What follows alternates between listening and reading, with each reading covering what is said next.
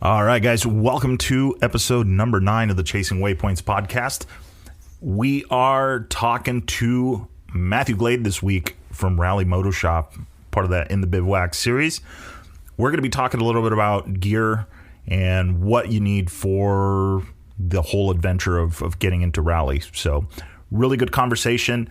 We actually went almost about an hour and a half, and I've been racking my brain and trying to cut it up and thinking, you know what, how are we going to make this like way more concise and try and do that stuff, because I try and shoot for shorter episodes so you don't get bored with my voice and what's going on. But honestly, I think this was a really good episode.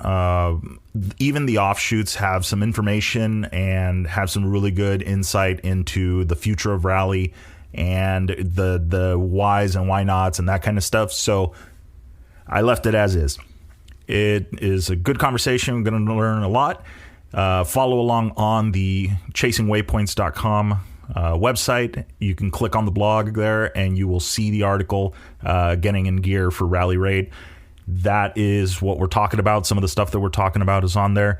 Links are provided so you can jump over to the Rally Moto Shop website and find out more. The goal was just to introduce the gear to you. You don't need to know about 12 volts and GPS and wheel speed sensors and all of that stuff. You just need to know you need one of the things. So that is what we're doing. Next episode, I'll tell you right now that you got your gear and it's coming, all right, we're going to show you how to do road books. So that is going to be for the next episode. So we're going to learn how to do just some basic road books, just some stuff to get you and the buddies out on the bikes. With some great insight that I also received from Matthew that will help people find out a little bit more about it. So anyway, that's for the next episode. This episode, we're in the Bivouac with Matthew Glade from Rally Moto Shop. So without further ado, here's the episode. So tell me, I don't know a lot about your background as far as like events that you've done and things like that. What was your beginnings in rally? So I've been a motorcycle guy my whole life. I grew up in the American Southwest and got my first bike when I was 3, and have just loved everything to do with motorcycles and off-road racing. And rally in particular just kind of grabbed me by the heart when I was young. And what was so exciting for me about it is, when you look back at the origins of the Dakar Rally, the guys that did that were not just motorcycle racers, they were adventurers. And so the whole thing was cast, it was created as this great adventure, this great personal test, a way of testing your mettle. And, those guys did not just that kind of racing, but they did mountaineering and they did all kinds of other stuff. And that whole philosophy of the adventurer racer just really kind of grabbed onto me. And so been a rally fan my whole life, been really kind of involved in what's happening around the world with it. And then my own racing really only started, I guess, about 10 years or so ago. And it's my day job up until this past year was as a senior rescue diver with the Canadian Coast Guard. And I retired this past year as the longest serving rescue diver in the history of the Canadian Coast Guard. And it was a wonderful, wonderful experience. And it also took a lot of my time. And so my racing has been fairly limited up to the last 10 years or so. And I've had the opportunity to do Baja Rally. I've done lots of Sonora rallies. I've been there for every one except for one where I was injured. And now that I'm retired, my plan is to start extending that into Africa and into South America as well. I've also got some great contacts in the Middle East, and really looking forward to the racing in Abu Dhabi, hopefully this year as well. Yeah, like it was said, it's the ticket to travel around the world. Yeah. I've had that conversation. Did you get that from Scott Bright? I did. yeah. I've had that similar kind of conversation with Scott, and it really is. And you and I were talking about this, when we first got on the call. Just what a great way to experience the places you are when you're racing. That you're really traveling as much as you're racing, and so you're immersed in the local food and in the getting to meet all of the locals. It's a great way to see and experience the world for sure. Yeah. Yeah, absolutely. And then, the other one that I've seen, and it totally just came to mind, but Lyndon Poskett and his travels, what he's done and all that stuff. And it's like, it's not a lot that's different. I mean, yeah, it's a rally raid and it's going to be a little bit more confined. He's, traveled all over the world, just touring on basically a rally bike.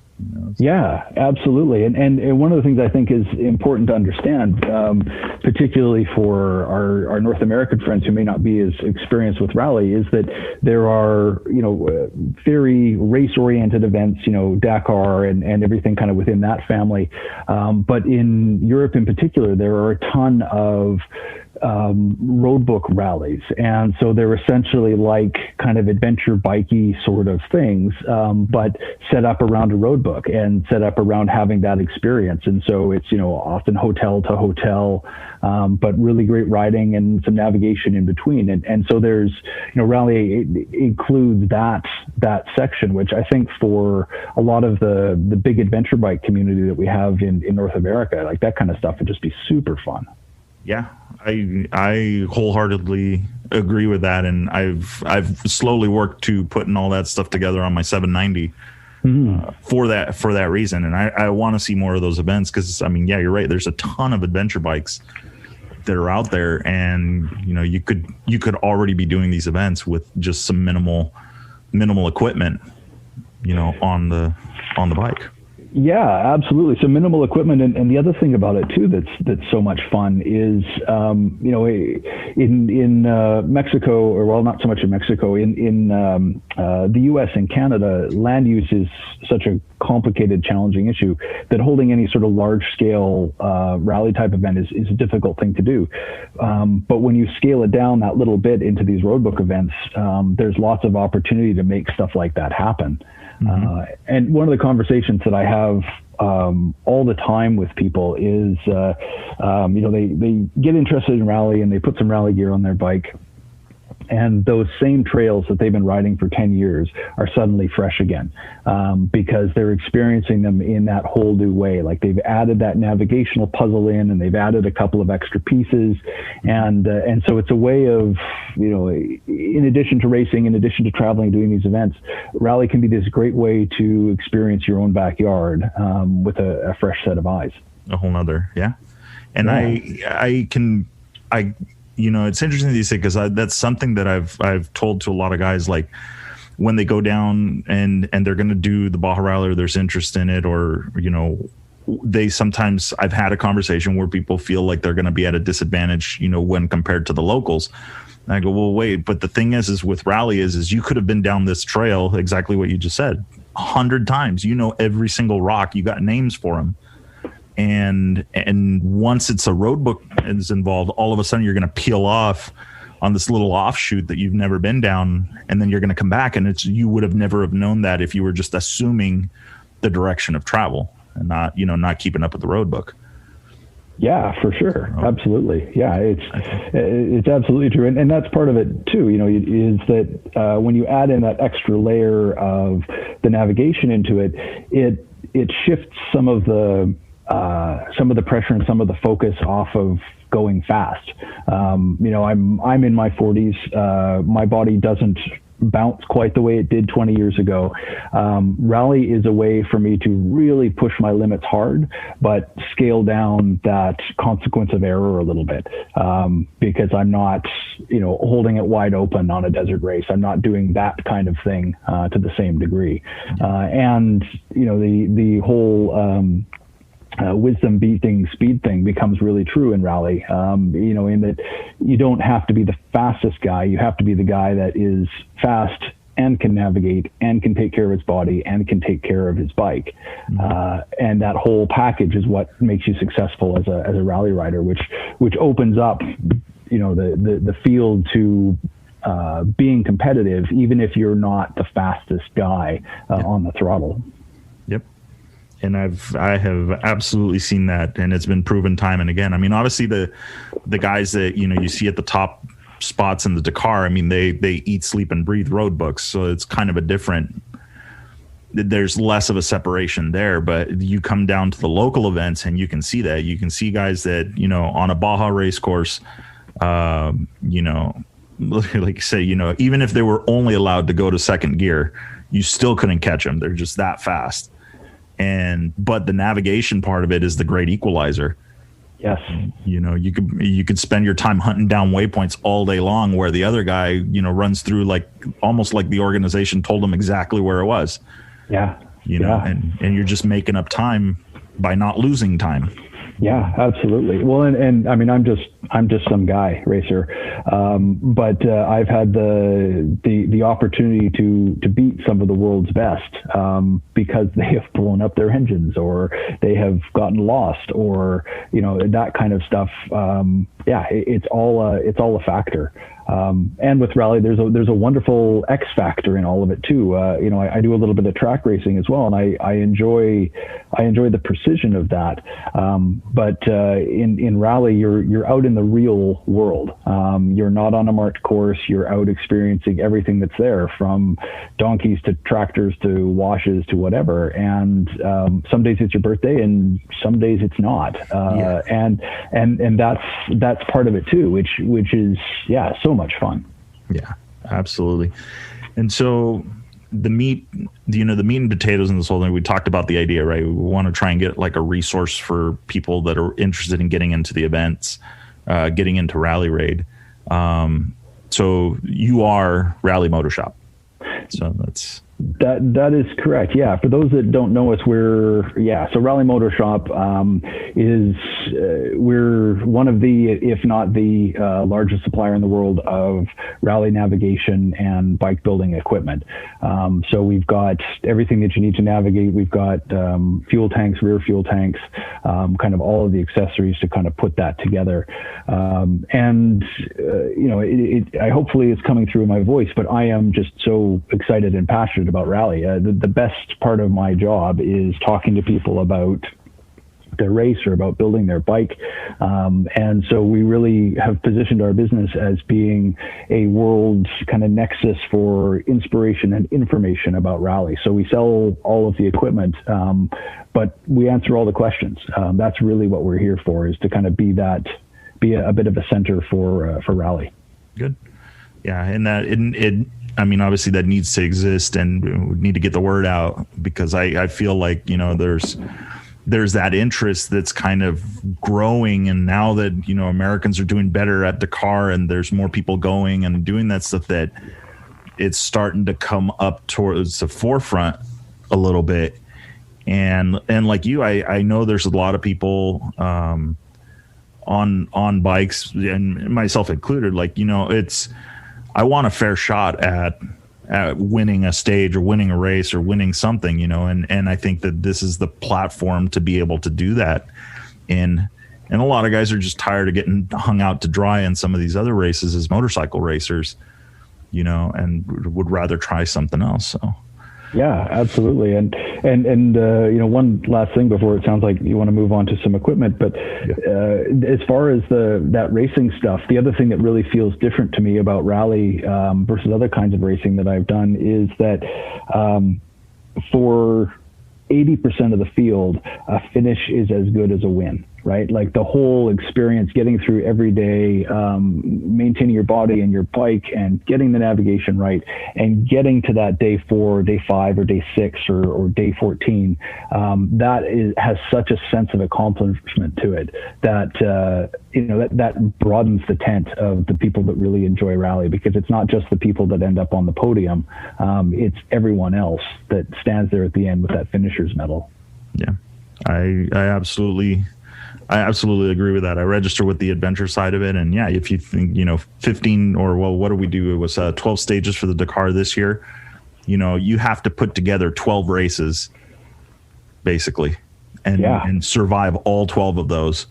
And knowing that every single day it's going to be that much harder, because the body, no matter how much sleep you got, you're still going to be tired, and you're still, you know, I've done it. You do a 300-mile day in the saddle, and you're not even in the dirt most of the time. And the next morning you wake up and go, yeah, I'm feeling it. You know? So, yeah, absolutely. Yeah. Rinse and repeat that for 12 days and let's see how it goes. Right. Yeah. So, okay. So I want to set up a bike. right? Okay. What, if I call you and it's, I've got my KTM 500 EXC and I want to get into this. I want to dip my feet into Rally Raid.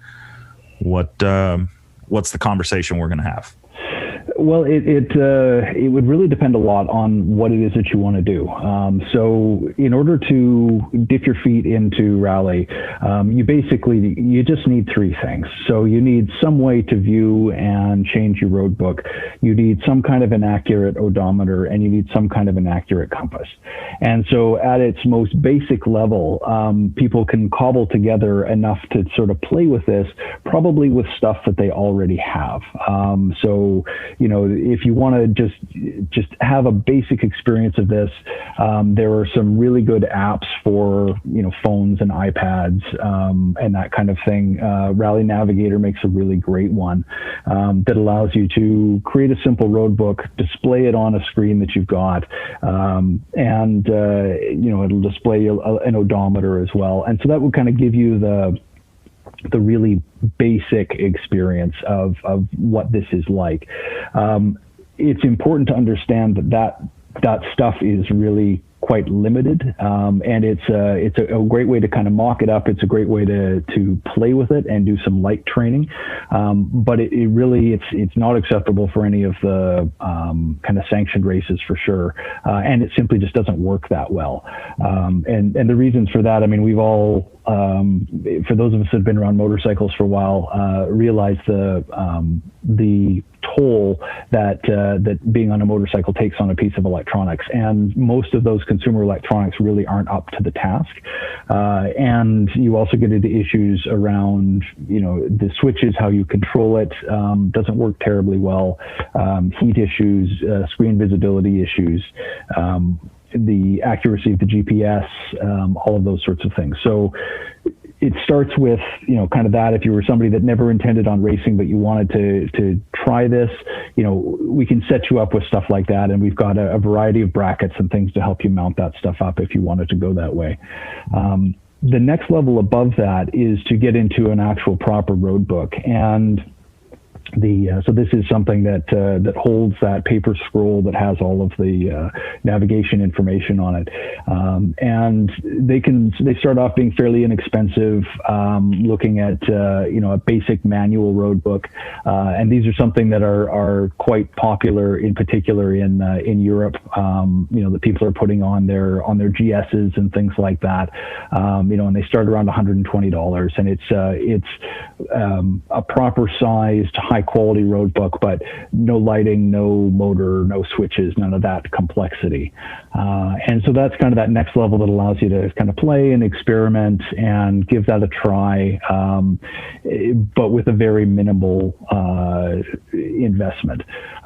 If you think you actually might want to race, the next level above that is a proper electric road book. And so that's something where there's basically an electric motor inside the road book that will scroll that road book forwards and backwards for you. And there's a little thumb switch on your grip that you use to do that. And we've put together a basic kit, and it's all the kind of professional quality gear, but just the simplest possible stuff that you would need to run a race like Sonora or Baja Rally, or really any rally in the world. We've used this kit, in Tunisia, and we've used it in South America, and you're looking at kind of around the $750 mark for something that gives you everything you need. So an electric road book holder, a rally quality odometer, all the clamps and brackets to mount all of that stuff up, all the switches that you need, all the power connections, that kind of thing. And then from there, you scroll up into, our full Cadillac kit has much higher quality and larger screens for the rally odometer and built-in GPS for compass, and a little higher quality transmission in the electric road book. And the range there kind of goes from that $750 mark up to around $2,000 for a full top of the line, everything you could possibly want kit. Mm-hmm. So it's nice. So I mean, yeah, you have the three different levels. I've talked about the manual roadbook readers with Scotty from Baja Rally, and you say, yeah, you just don't want to get your hands off the controls. Then that's why having an electric motor driven one is so much more handier, or I don't know, better. Yeah. But yeah, you're absolutely right, and the way it's often done with those manual roadbook readers, if we think about some of the events in Europe as an example, is that people will ride to the next note, and then they will stop their bike and they will adjust to the next one, and then ride their bike and then stop their bike, and so it allows you to kind of have that roadbook experience. But you're absolutely right. If you intend to ride, or in particular to race, electric is definitely the way to go. Mm-hmm.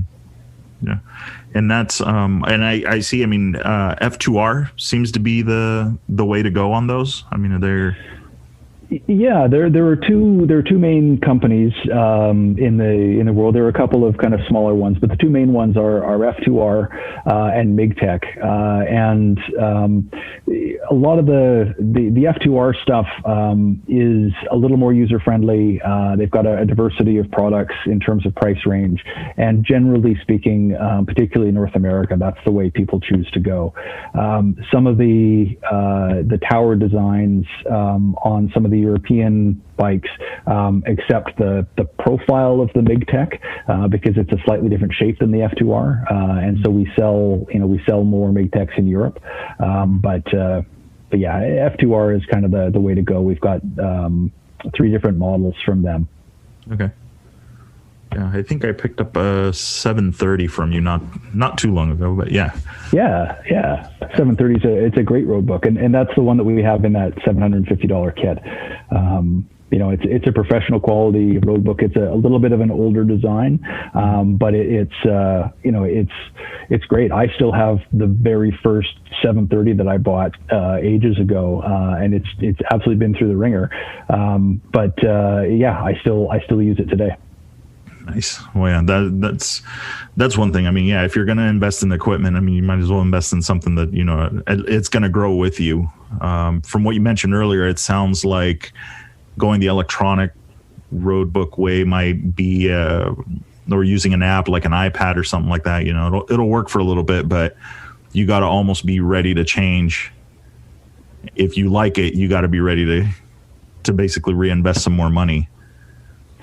Yeah, I would say that that's true. And, where the iPad thing fits in is for people that, they're using, if you want to use a tablet on your adventure bike anyway, because of the mapping features or things like that, this is an easy addition to get a couple more apps, and you can kind of make all of that happen. But it's really not really a viable solution for a lot of people. That being said, we should probably have a talk about electronic road books, because that's going to be the next big thing. Like if you looked in some of the cars this year at Dakar, you could see that they were running a device called a Unic 2, which is by ERTF, which is the same company that does the GPSs for Dakar. And things are heading towards that direction of dedicated electronic road books. They basically, what's driving it is that they end up being a lot better for the organization in terms of their ability to control the road book and thwart the map men that you probably have spoken about in some of your other podcasts, and updates are way easier for them, and all of that kind of stuff. That being said, so we've been involved in some of the testing of some rally-specific devices. ICO has one that's going to be coming out, hopefully, kind of within the next 2 years. That's a complete ground-up rally build as an electronic road book. So things are heading in that direction. But there is a bit of a chicken and egg issue where until those devices get accepted by the races, it's challenging for a company to invest the money to build and design it, because that's not an inexpensive project. So we'll see what happens. I know I've been rambling a little bit about electronic road books, but the short version of that story is 10 years from now, I expect that we're all going to be using, something like the ICO Tower 1. But for the next, I would say 6 or 7 years, we're all still going to be using the paper system. And even beyond that, the paper system, I think, will still be the way to go for the recreational rider, for the sportsman rider. Yeah, no, and I completely agree with that. And I think we touched on that too with Scott about it, that, it's looking at it from the organizer standpoint. It's like, okay, well, I'm not going to ask the participant to purchase an ICO, that Tower 1, if I'm making it mandatory, and if everybody else has got it, like if nobody else is using it and we're only using it for this event, I feel like that might be an entry barrier for some people. It's like, wait, I've got all this money invested in my navigation system, and now I got to go buy this thing. I agree. It's coming, but it's just not as fast as maybe some people like. You get into the forums and it's like, oh man, doom and gloom, and electronic road books by the end of the week, and Yeah, and I think that there's a lot of misunderstanding, particularly on the adventure bike side of the family, around what those electronic road books will look like. So from a hardware perspective, it's easy to kind of grasp that they're basically going to be a ground up, hardened tablet style machine. But what's going to be fundamentally different about them is, compared to a tablet running an app, is that the software is going to be extremely locked down.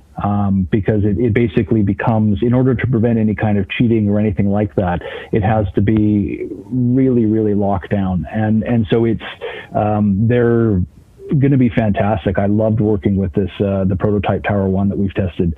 But it is going to be, likely just very specifically a rally device. Because anything that has, mapping capability like your iPad or something like that won't work in a rally environment, just from a cheating perspective. Yeah.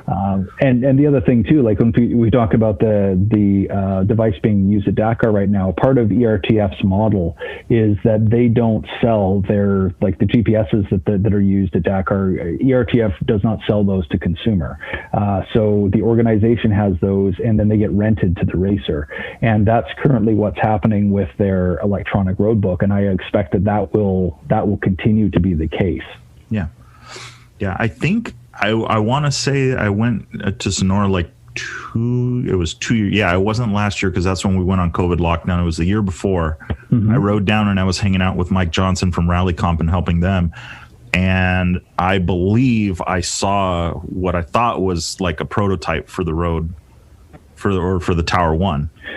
Yeah, you would have. Okay. Yeah, in Sonora in 2019, we did an entire, there was actually a class, they called it experimental class, but I think we had 5 bikes or 6 bikes in that class, and everyone ran the Tower 1. And the whole point of that was to test how that works from a organizer's perspective, from a racer's perspective. I was one of those riders, and would highly recommend it. Yeah. I was at first glance. Well, one, I saw Dave Peckham beat on the thing to prove a point, and then the fact that like in the sunlight, it just absolutely crazy how clear you can see it. And I can tell you, or actually anybody that listens to the podcast or anybody that ever knows, if you've got the wrong angle on your iPhone or on whatever Samsung you're on, you can't see the screen goes blank. The glare is so bad that, it wouldn't work to have your normal run of the mill consumer electronic. It's got to be, like you said, it's something that's purpose built, designed to be read in the sun and all types of light conditions. Yeah, absolutely. And also, I mean, one of the things, I've been at a number of events over the years, road book style or underground events that where people are using iPads, and without exception, people have ended up having to kind of stop and sort stuff out because their phone or their tablet blacked out because of heat. If you ever let your phone, sit on the seat of your car on a warm day, your phone will shut off. And so like there's heat dissipation issues and all sorts of fairly technical things that went into that. Yeah. And we're digressing a little bit, but I want to say too that from a rider's perspective, one of the things I really liked about that testing we did was I didn't actually look at the road book until I was riding the road book. And so I didn't see the note that I was riding until I arrived at that note. And it created this fantastically challenging, interesting kind of way of navigating that I really enjoyed. And it made me realize too, for myself, that all of the stuff around marking and prepping a road book, so much of that wasn't as integral to the experience and act of rally as I thought it was. It actually, going back to that, it feels like a lot more housekeeping now and less racing. Yeah. So yeah, I'm a big fan of going that way. And we'll see that too, even with the paper road books, the shift towards pre-marked road books. Mm-hmm. So we're seeing that happening at a lot of races, including Dakar, that they're coming from the org with a standard set of a marking protocol. Yeah.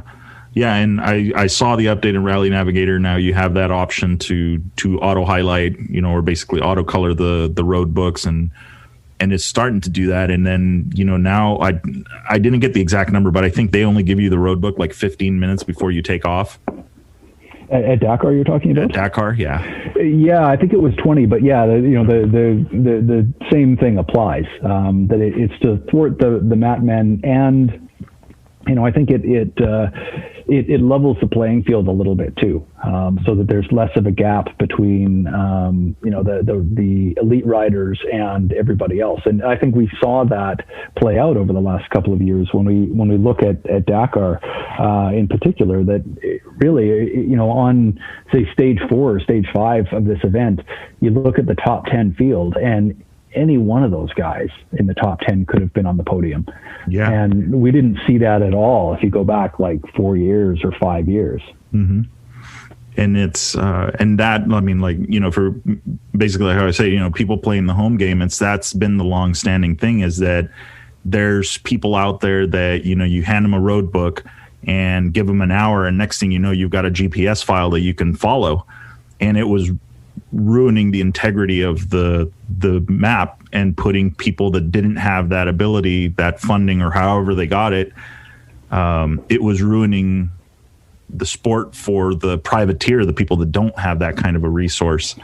And so by what they're doing now, obviously the electronic road book is going to be like the ultimate, but now limiting how long the road book is in possession of the rider, is thwarting all of that, and it's helping eliminate a lot of it. And now we're actually seeing some racing, exactly like what you said. It's like, wait, am I looking at this right? It's like 3 minutes separating the top 10 on this stage, or 5 minutes. Yeah. It's like, it's crazy. Yeah, it's exciting stuff. I really think that's the future is more navigation and ways to make rally really about the rally and less about kind of the housekeeping and the these kind of opportunities to flex large budgets and cheat, I should say. Yeah. I mean, it will put even if you don't memorize the whole thing, and I think there's a couple of people that got popped for having. I like what the Dakar did. I think it was last year, 19, where they stopped everybody in the middle of the stage and had them tear the first half of the road book out, and they were looking for markings, and they were looking for, and I think somebody showed up with directions on their tank. Yeah. So, it's like, that's the kind of stuff that they're trying to get rid of. So I think,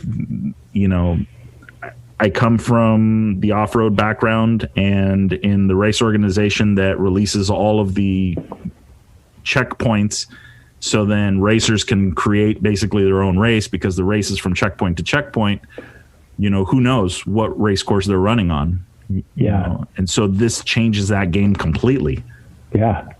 Yeah. So I love that aspect of it. Everybody's on the same playing field, and even if as long as your bike makes the distance, as long as it's mechanically sound.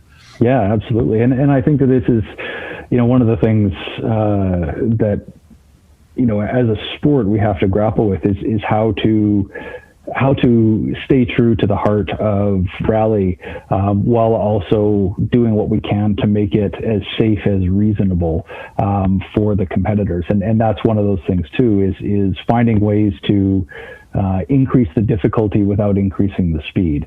And this sort of thing does that, I think, fairly well. Yeah. I agree. I mean, just alone, just the idea that there's no road markers, there's no GPS track to follow slows everybody down anyway, but there's more opportunities. And I mean, typically the terrain seems to be faster when you compare it like to some of the Baja races, and their rough versus the rough that I've seen down there and a lot of people have seen is not the same. They're not referring to the same type of rough and beat up. So I know they did that with limiting the tires, right? Trying to get people to conserve tires a little bit more this time around. And so there's a lot of things in play for that.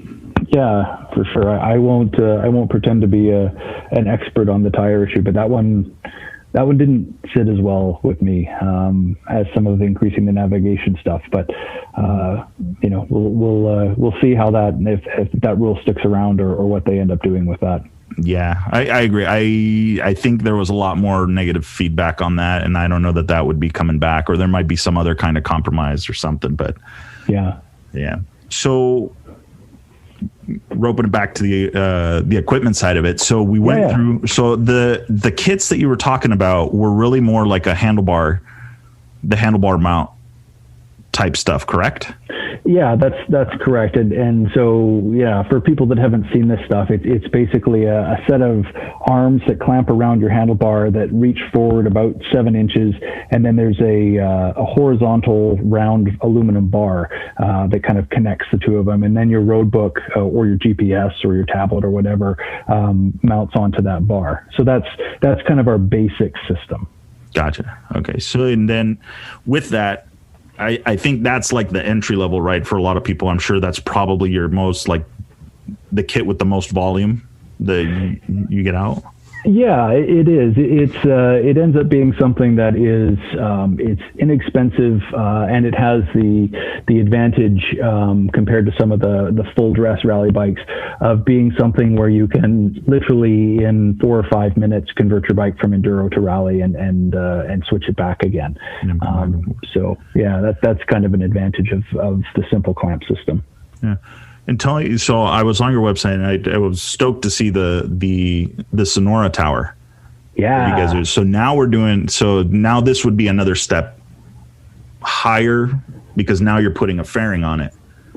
Yeah, so our Sonora tower, it's super exciting, and I don't want to make this sound like a sales pitch, but I am super excited about it.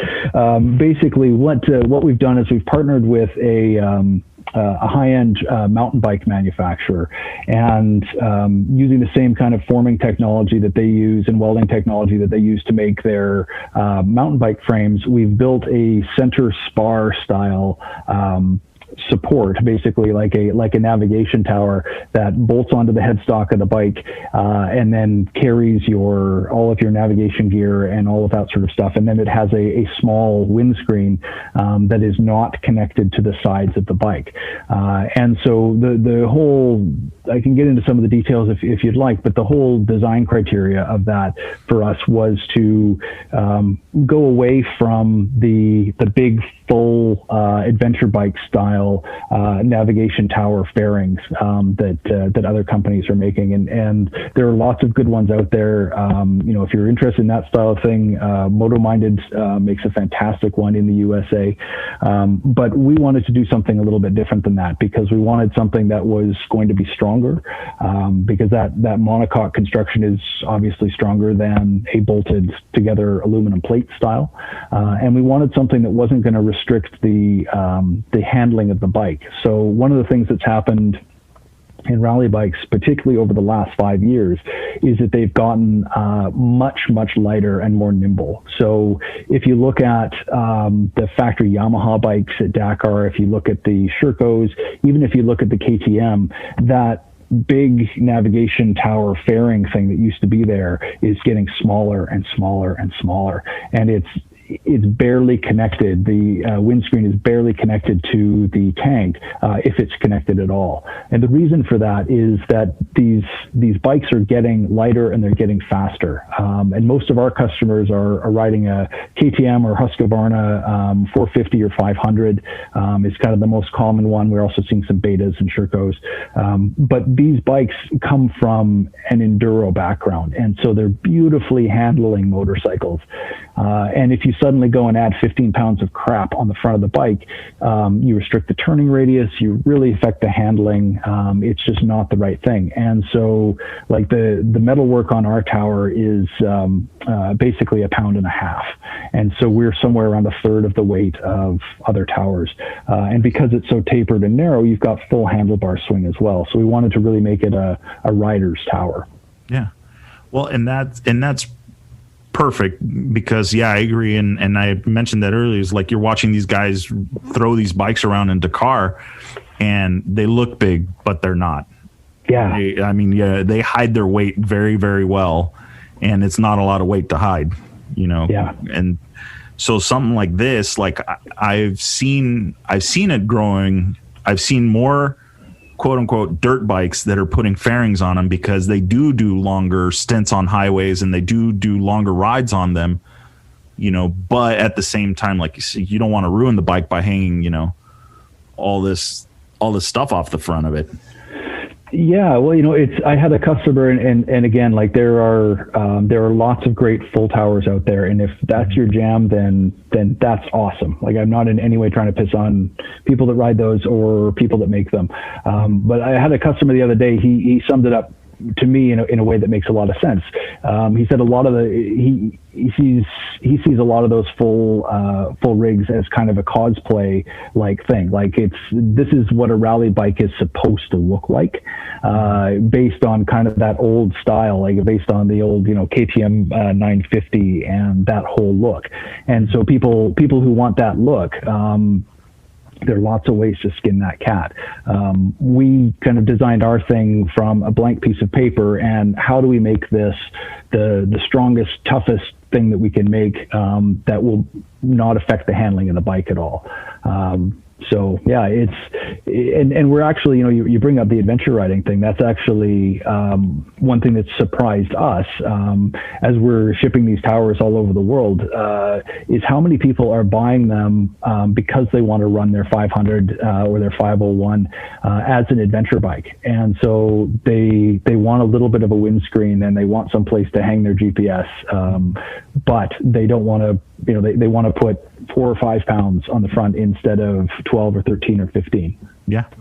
Well, that was like, back in I guess the proof of concept is back in the day, when you would look at the bikes that were doing the Baja, dual 8-inch lights, or if it was the Team Green bike, the 2 8-inch and then that 6-inch on top, hanging off the front of the frame. Yeah. That's not, and obviously that affects the way the bike handles and does. And now the lights have been getting smaller and smaller, and for the same reason, they're trying to lighten up and not affect it as much. So, and actually in talking about this, so then that's something to consider when you go with the handlebar kit, right? Yes. Yeah, exactly. So the handlebar kit is, it's designed to kind of find that sweet spot between not being any heavier than it needs to be, but still giving you all of the durability that you need. But it is, and it works great. I've run it myself for a whole ton of rallies, as have lots of people in our team. The clamps, frankly, are our most popular product out of all of them. But it does change the handling of the bike when you put that weight on the handlebars, compared to mounting it on the frame. Yeah, got it. Yeah, well, but this is everybody's going to kind of find their their niche and how much they're willing to spend, to get into it. But the wind protection, I'll tell you, obviously is one of the main things on the longer days, and that was also something that Scott mentioned. It's worth its weight. It absolutely is. It really is. And those are the things too. We talked about a little bit early on how a successful rally racer is fast, but also navigates and takes care of his bike and his body. And taking care of the body is something that a lot of people who are new to the sport don't quite realize until they've had the experience what a difference that makes. And so those little things like a seat that is comfortable and that little bit of wind protection, makes all the difference in the world. Yeah. And it may not solve the problem completely, but it leaves a little bit more in the tank. Maybe the wind protection or the seat, at least maybe you don't end up as sore, but you're still sore, but it could be a lot worse. Yeah. So prolonging it, I think, is and being able to push your limit a little bit more. And it's just setting the bike up, taking your time setting it up and doing that. Yeah, for sure. All right. Yeah. So then there's a group of people, and I almost fall into this category where, you know what, I want the best of the best. Mm-hmm. And right now it happens to be the Hondas seem to be doing pretty good. I know KTM was probably looking forward to starting the streak over again this year, but that didn't happen. Yeah. It's an exciting time for sure. And it's something that we're seeing. We're seeing a ton of interest in the Honda 450s, and they're a great rally platform. I think that when people ask me, what bike should I ride, they're definitely in the hunt for that for sure. For the kind of sportsman rider, you're going to see a lot more of the KTMs and Husqvarnas, but that tide is definitely shifting, and we're working hard to, we designed some specific brackets to make our Sonora Tower fit onto the Honda 450s, and we also carry the RS Moto kit for the Honda 450s, which is basically as close as you can get to a factory 450 rally. So in terms of oil coolers and a 4-tank system and the way all that's plumbed, the fairing system, foot pegs, like it would take me 10 minutes to go through the whole spec list for you, but we can help with that kind of build if that's something that people want to do.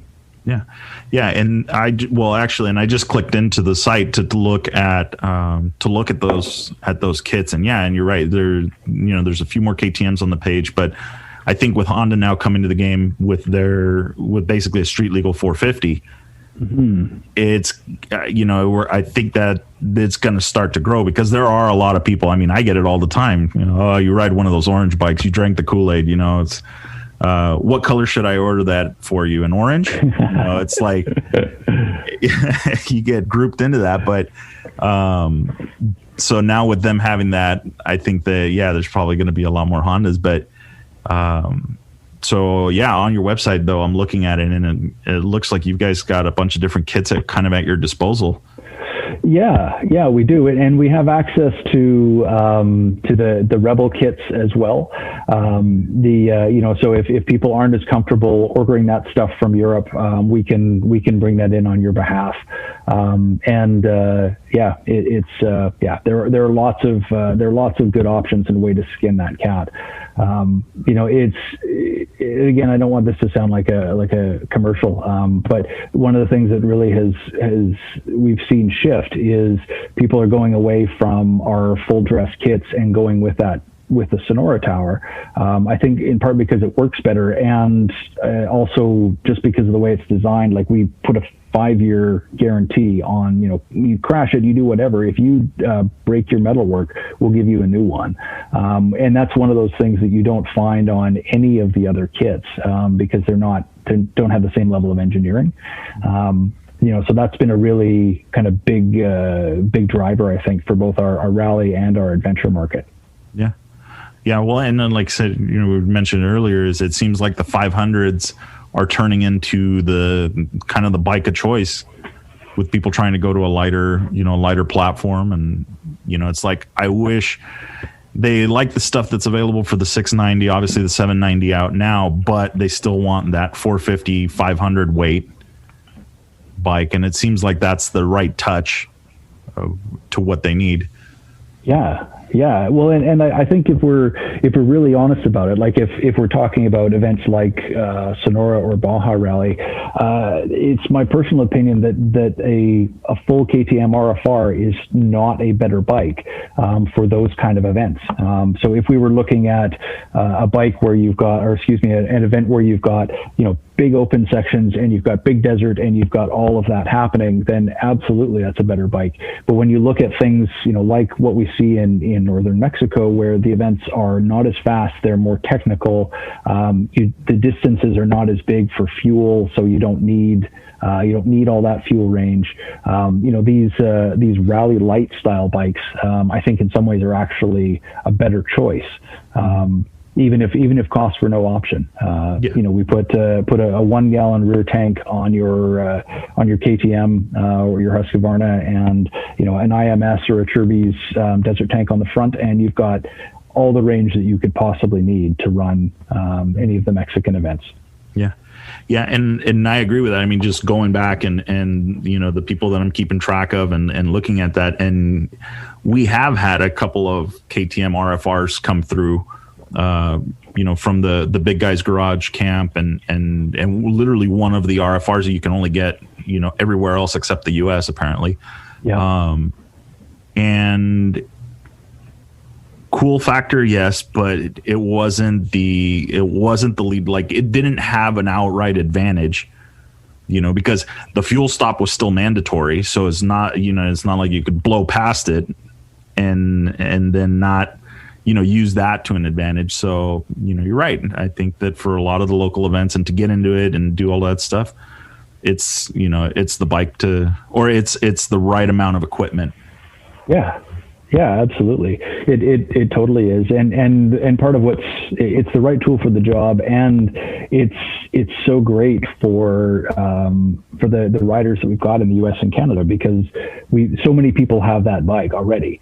And so your cost of entry to get into rally is not, it's not ridiculous. It's not like you have to buy a specific motorcycle to do it. You can show up with that kind of dual sport enduro bike that you've already got, bolt on one of our kits, and away you go.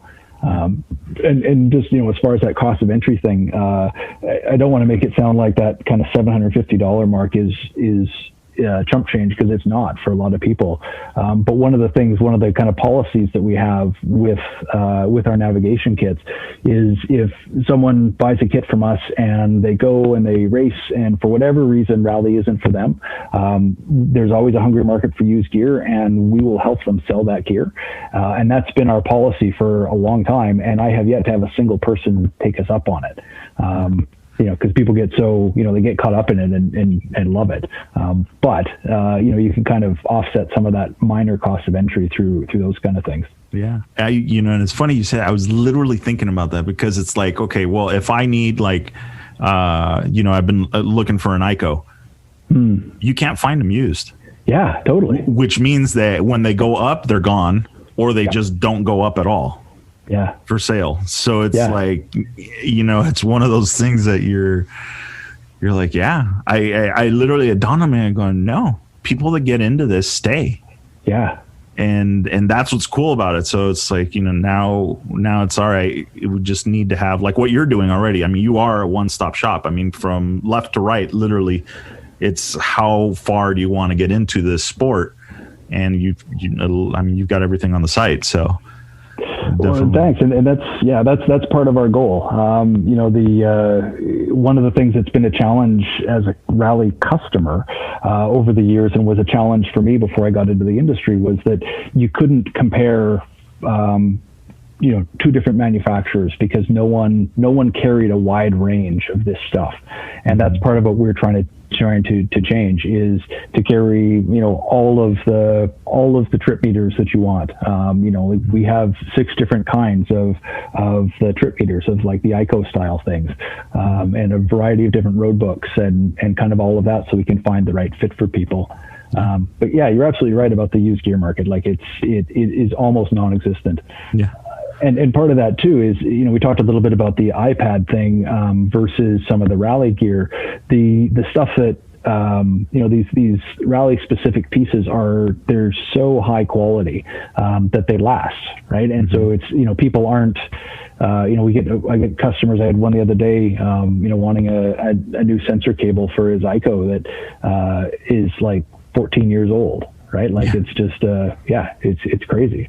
Yeah, I've totally, and I've seen it, because you see pictures of kits, and people post pictures up of their, they're out doing a road book, and you see the icon and go, damn, that thing's like Gen 1. Yeah. Old silver ones with a tiny little screen, and it's great. It's super still fun. hanging out. Yeah. I mean, that's the testament to the product, obviously, but it's, and then that's the other, I guess that's something I hadn't really thought about it, and I am totally in this. I want the latest and greatest, but the latest and greatest, that cycle of gear and that cycle of stuff doesn't really happen in this industry, right? I mean, the ICO, the most recent version, the Rally Max G, right? Yes. Yeah, I mean, it's got its improvements, it's done this, but the gap between it and the last version of it is not like it was 10 minutes. I mean, they were around for a long time before they made these upgrades. It's true, though.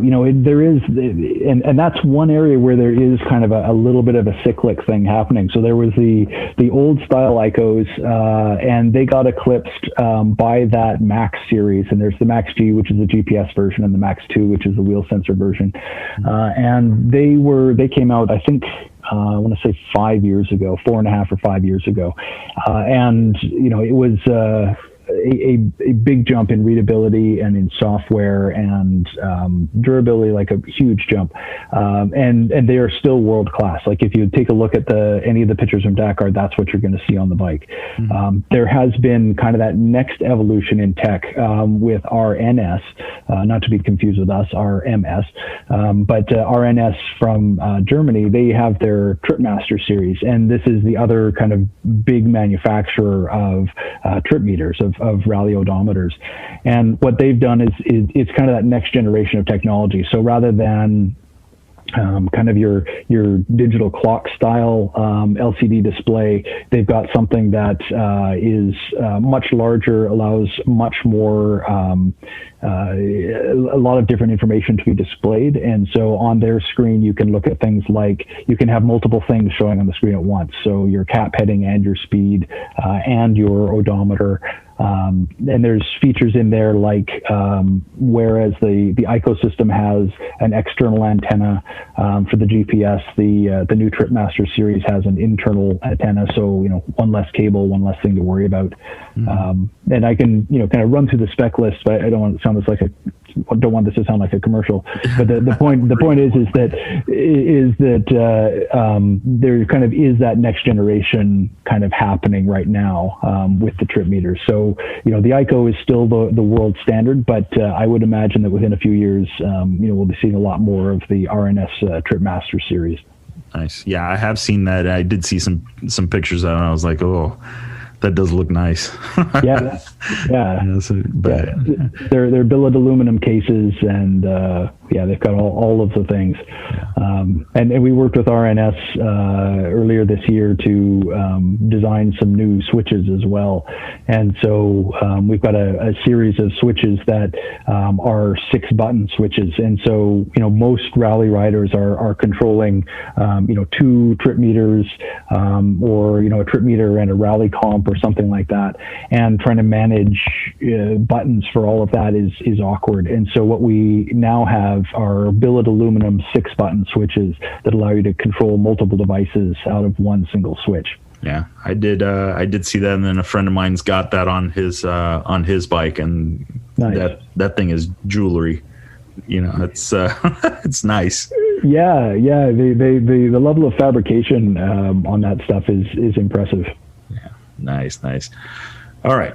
Well, okay. So the last question in closing, and we talked to Scott a little bit about this and getting into the sport, but if somebody came up to you, didn't know about it, what would be your recommendation for getting into this? Like, what would be your path to signing up for your first rally? That's a great question, and that's one of those things that I have that conversation actually on a pretty much a daily basis. There's a few different things you can kind of tie together. So there's a ton of good information on the web, and if anybody is interested, I'll happily send you some links, and I can send them to you, Victor, as well. You can put them in your show notes if you want.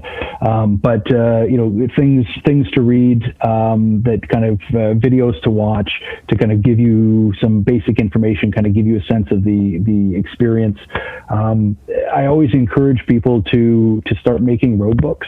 I think one of the best ways to really understand a road book is to make some yourself, and it's super easy. The Rally Navigator software, I think, is rallynavigator.com. I'm sure you can find it with Google.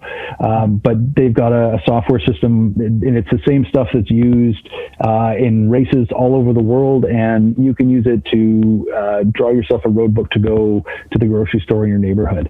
And I can tell you that the Rally Navigator is actually in the midst of a big upgrade. So in the relatively near future, you're going to see an even more powerful, more user-friendly Rally Navigator. So I encourage people to make those road books and kind of get that experience, and connect with people in your region.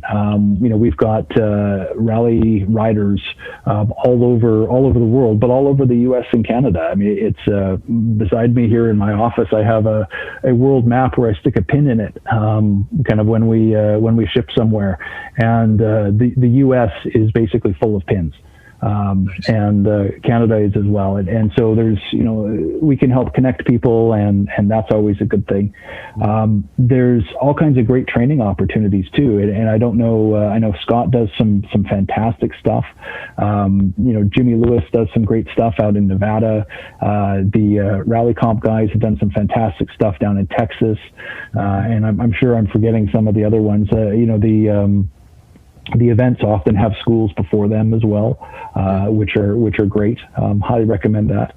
And then the last thing I would say, just to put a bow on it, is if you want to try this, just go try it. It's one of the things that's super, super cool about rally in North America that's totally different than any other sport you'll experience is you can be that guy that has never done it before, and you can stand on the same start line as the guy that just won Dakar. Mm-hmm. And you deserve to be there, right? Like, this is the basic understanding of how to run a rally is really simple. And if you just show up, I think in your last episode you talked about people that are kind of there for the experience. If you want to just show up and try and ride a clean race and not make nav mistakes, that is legit. You make it to the finish, that is something to be proud of. Yeah. And anybody with some basic riding skills and the desire to do it can make that happen. The biggest piece I think for people is I encourage them to let go of any feelings that they have of feeling like they wouldn't be able to cope with showing up at Sonora or Baja or any of the North American rallies, because anybody that can ride a bike can show up and complete that event. Yeah. And I think you hit it on the head. I almost get goosebumps. You can line up next to a guy that literally just competed, podiumed in Dakar, and you have a shot. Yeah. Legitly have a shot at besting him on a stage. Line up at the Baja 500 and try and feel a whole different story. Yeah, absolutely. Whole different story. Yeah, and you're going to sit next to that guy in the bivouac and eat a steak later that evening, right? Yeah. Like, it's like that is what is so cool about this. Like, if you and the other option too, and forgive the plug, but go and volunteer. for the events too is another great one. So like if you don't feel like this is your year to go race, the events that exist in North America run on quality volunteers. And if you just want to go and see what it feels like and talk to the people and watch it happen, the events in North America would love to have you. Yeah, absolutely. I mean, that's how, I asked my good friend for a sticker and a year later I was race director at Baja Rally. So yeah, hey, do you guys need help? Next thing I know. How it goes. Yeah, it's totally how it goes. And it's, into it. Yeah. And this year, and you're right, like, you mentioned about like the events. I know that Darren and Sonora Rally, they put on their school, and they I know this year they took the Matlocks under their wing and helped train them for Polaris and get them, over to Dakar. I think even Darren's over there with them right now. And then I know on the Baja Rally end of it, I know that the Rally Rookie class is now basically a school class, but it's literally at the event. So you do the class before, like literally the day before, you go out, like there's a whole curriculum that you got to read. And then from there, you're getting coached through the event on a live stage, which is nice because it's the real experience. But then all the assets are there, safety and the chase and the entire staff. And so, and bivouacs and all that stuff. So, I mean, both events, with the rally series from Baja Rally and then the Sonora Rally, I know that they do their classes, at least help train people. So there you go. Yeah. So it'll be, well, I'm curious to see, we got to get some more of those pins to start getting into events and having some fun out there. Yeah. Well, it's, we'll see what comes of it when, the world settles down a little bit with COVID and how the events go this year. But, there are, so many people, so many new riders who are keen on it. Like I'm expecting the events this year to fill up. Whatever goes ahead will definitely be full. Yeah. And it's it's been a waiting game. I talked to a few people up from Canada, and it's saying, I know that Canada is a little bit more strict on letting people back in after they've traveled abroad. And I know that that's putting a damper on things. We talked about it, and I go, well, it's the winter up there, so people don't want to be up there. They want to be in warmer weather. So this is the time of year. I mean, it's where I live, I need to mow my lawn. But yeah, this is the time of year where I usually take a trip down to the desert and get a bit of seat time in. Unfortunately for us, one of the big challenges is the U.S.-Canada border is still closed. Mm-hmm. And so I could, in theory, fly down, but I can't drive my truck down with my bike and all of that stuff, which is a bit limiting. But we'll see. Here's hoping that vaccinations and all that good stuff, that cooler heads prevail and we get some good policy and things start getting better soon. Yeah, we've got a little bit of time before the events, get going. And in the meantime, doesn't mean you can't practice. And that's a good tip. What you said, is, might as well jump in and start making your own road book. And that way you can kind of, I think it's like you're going to pick up the language a lot faster when somebody else hands you one of their road books. Yeah, absolutely. And I guess, one other thing I didn't mention that comes up sometimes as well is, like, I'm not a big video game guy. I'm a go outside and race motorcycles guy, but there is a Dakar, I think it's called Dakar 18 video game that you can play on your PC or whatever console system you have. And it's not a fantastic game, but what's super cool about it is it basically, you've got road books, and then you go and you drive a bike or a car or a truck through the desert and you follow the road book, and it allows you different levels of support. So you can have a co-driver reading that stuff to you, or you can look at it yourself.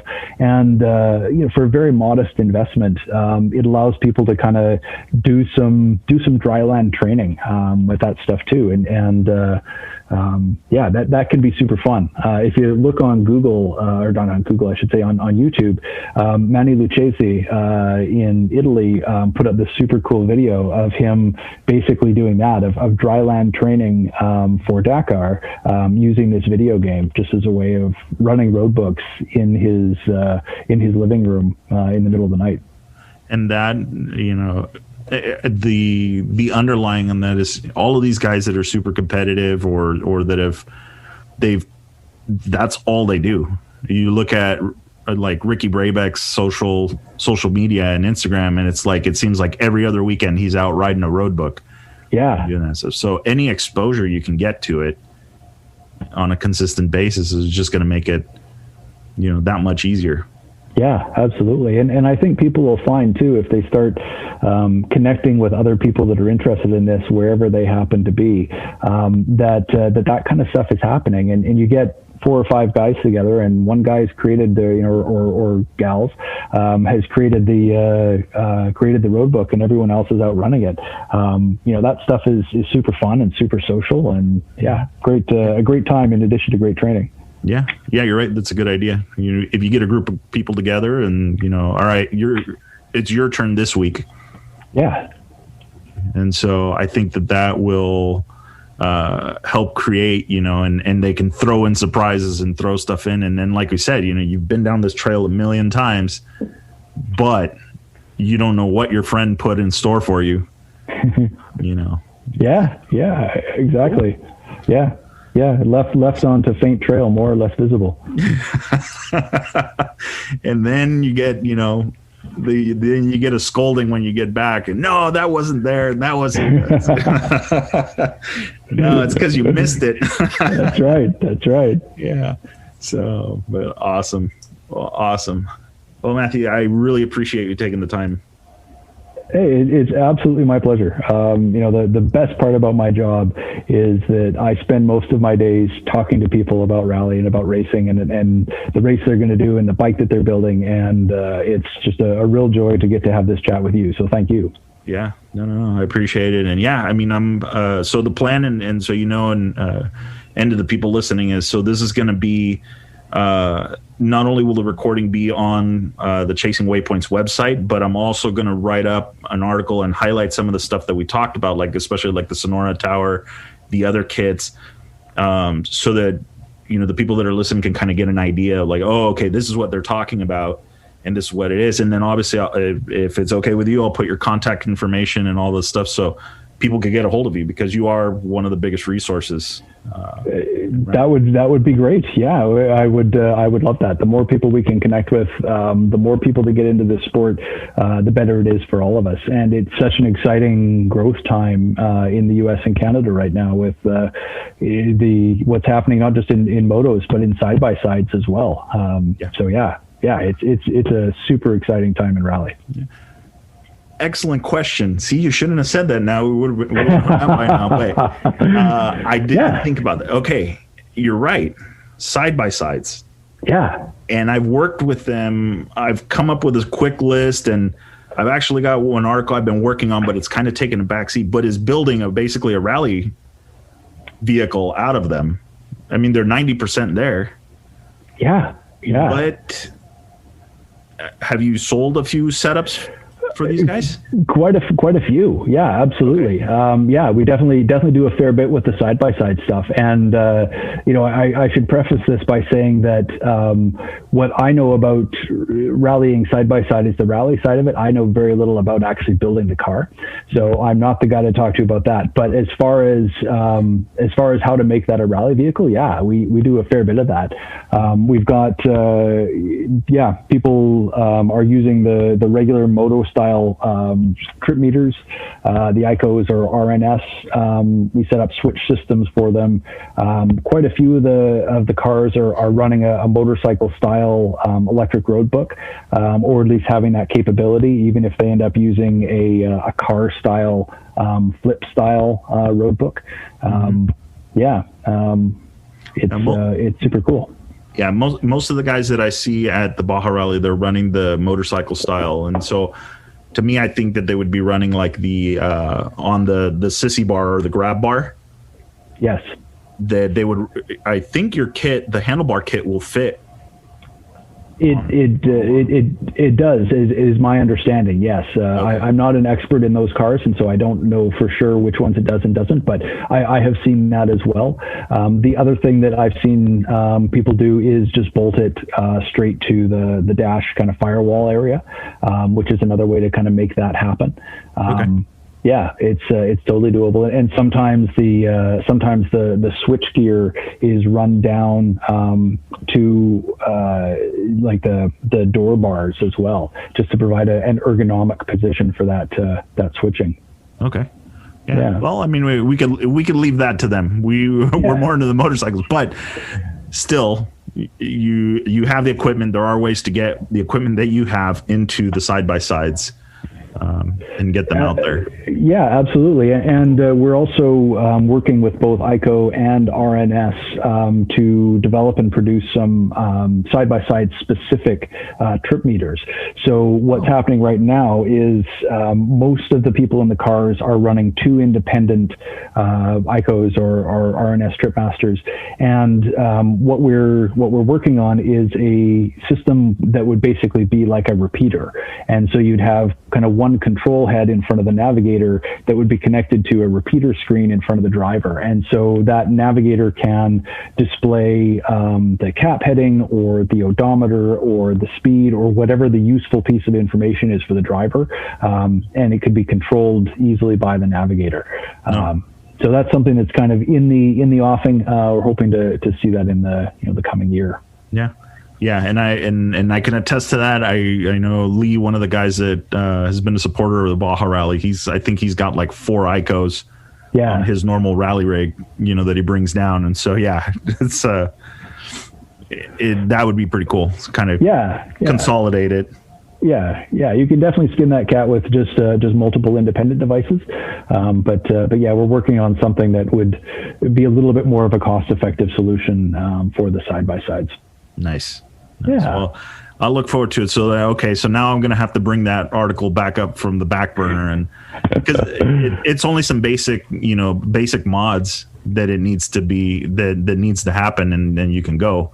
The guys that I've seen that have done really well. I mean, I've seen full Baja cars do it, but then I've seen guys in pretty much a bone stock UTV do really well at it. So. Yeah, absolutely, and the results of what's possible in a side by side are clear when you look at Dakar last year, you look at Dakar this year, and the young, fast American teams that are taking the rally world by storm. They're all coming from California and the American West. It's an exciting time in side by side. Those cars, from a motorcycle guy, it's been crazy watching those things go from the kind of farm vehicles that I was familiar with to these full blown crazy race cars over a period of what feels to me like just a few years, right? Like, they're amazing cars. Yeah, the technology. Yeah, like you say, I was working in the industry when it came to when the Yamaha Rhino first came out, which was still a utility vehicle. Yeah. And I remember at this sand show where it used to be $100,000, $150,000 sand buggies, and with matching motorhomes and paint jobs and heated seats with ostrich leather. All of a sudden, it was these Rhinos taking over, and it was like these $40,000 golf carts, and I'm going, what? Yeah. And then all of a sudden that show literally went from that. And like you said, and in 5 years, there's like 3 sand buggies and the rest are all side by sides. Yeah. The performance is unreal. I mean, it's, the side by sides are passing bikes, in every event that I've been to in the last few years. Yeah. Oh yeah. And then there's my brother races in that class, and down in Mexico and here in Nevada and stateside, and there is a growing, we'll be at the races chasing, or I'll be on tracking, and then I start looking at the different classes and I'm going, wait, he's ahead of all of those guys? Yeah. It's like it's crazy, but so you're right. I mean, that's something that definitely some attention needs to be put on them and get it in there. And I think it's a great team building. I mean, your significant other, maybe, I don't know how that works sometimes, but your father-son. We had a father-son team last year, the year before, from Israel. Yeah. The son doing the navigating, the dad doing the driving, and I mean, they're just having a ball, posting pictures, doing all sorts of stuff. So that was really cool to see. So. Yeah, it totally is, and I mean, to that end, we've put nav gear in trophy trucks. We've put it in all kinds of things. I don't know if you're familiar with the Rebel Rally, but it's a ladies' event that runs in the American West every year, and we're putting this kind of nav gear, or I should say trip meters mostly, in Ford Broncos and Jeeps and all of that kind of stuff as well. So yeah, there's a whole variety of people that are getting to experience the wonders of rally across a wide range of vehicles. Yeah, and it doesn't take much. You just need the nav equipment. Yeah. That's it. Yeah, but it's super fun and gets super addictive. It's wonderful. Yeah, like we said with Scott, there's something very emotional when that thing beeps at you that you nailed the waypoint. oh yeah, absolutely. I mean, it's some of the moments that will stick with me my whole life have been on long sand dune HP sections, and then there's a turn, and then there's another turn, and then there's another turn, and then there's a waypoint. And so there are so many opportunities that if you're just off by a few degrees or your odometer's off by a little bit, all those errors will compound. But you hit that circle in the middle, that unmarked circle in the middle of nowhere in the desert, and that thing beeps, and that is like, I have kids, and the birth of my kids was pretty great and that kind of thing, but when that thing beeps, it's not that it was better, it's just considered one of those life events. It is one of those life events where everything lines up and it's all right. Yeah. Nice. Yeah. Well, here's to finding more of those. Here. Yeah, cool. All right, sir. Well, I will let you go, and we'll get some more information up on the website, and then I'll get you all the links and stuff like that. And then I would appreciate the links that you mentioned earlier. Yeah, for sure. To help some of these guys and get some people going on to these events and what to do. Yep, sounds great. I'll throw some stuff at your email, and thanks for a great chat. Reach out anytime. Yeah, no, I really appreciate your time. Thank you. I know it's a Sunday and later in the day, but I appreciate it. Yeah, no worries. All right, take care. Thank you. Take care. Bye-bye. Bye-bye.